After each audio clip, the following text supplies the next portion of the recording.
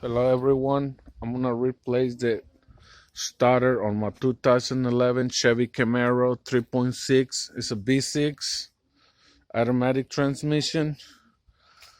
This is the starter. This is the old one. You're just gonna have to remove two bolts, one right here and one right. Hold on. One right here and one right here. They're number 15.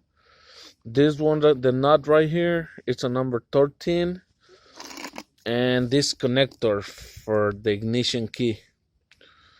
I'll show you. It's kind of hard. You're gonna have to remove the knock sensor. I'll show you in a minute.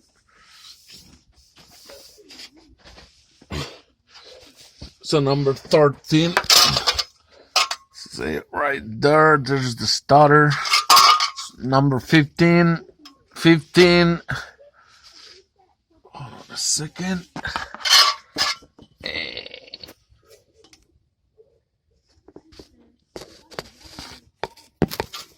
There's the knock sensor right there. You're gonna have to remove that.